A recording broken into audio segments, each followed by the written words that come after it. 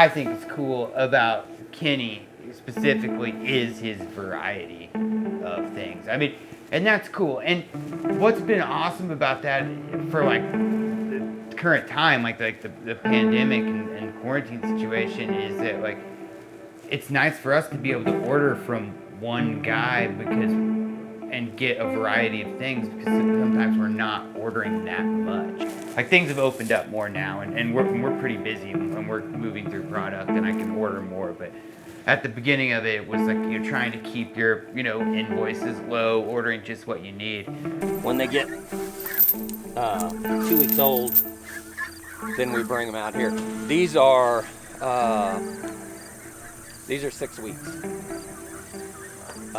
The other ones over there are 4 weeks, and then I got some 2-week-old ones. Well, 2 years ago, I went out to the hatchery, and I just happened to be in the area. And they go about every 6 months and get breeding stock from France. So you start them young, way at the top of the hill, and then slowly pull them to the other Yeah, end? we start like where that one is up there. Yeah. These started out up there. Okay. And then we just keep moving. Yep. Then when we kind of get to the end, we'll slide them over here to fresh grass and go back the other way. Okay, cool. And what breed of cattle are you raising? Angus. We have, there might be a little, they're not all purebred or registered, but they're biggest majority of them are Angus.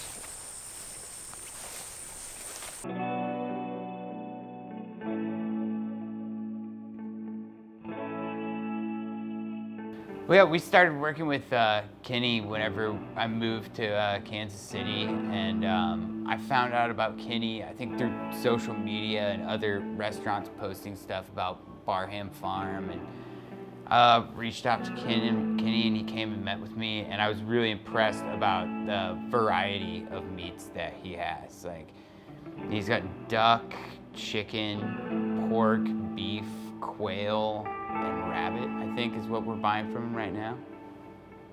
Our menu changes so much. I mean, there's certain meats that I think kind of have a feel of a season. Like, I think people want to really associate duck with fall. And so we'll sometimes think seasonally when we're picking out meat, but more so what we do with it in the season. And then a lot of times we'll ask Kenny like what he has, because he has such a variety of different proteins and different cuts. If there's anything he has a lot of in excess, and then I'll like, cool, well, I'll take it, and we'll make a menu item based off that. Like our beef heart tartare is kind of that way. It was like, what do you have in the freezer? And he said a bunch of beef hearts, so we kind of made the tartare, and it's become one of our more popular things on the menu. Yeah, another really popular dish we're doing right now with Kenny's products are braised beef cheeks. And that has the beef cheeks on there, which are from him, and then also a little bit of roasted bone marrow. The beef cheeks we're doing pretty classic, kind of like beef bourguignon style, like braised red wine.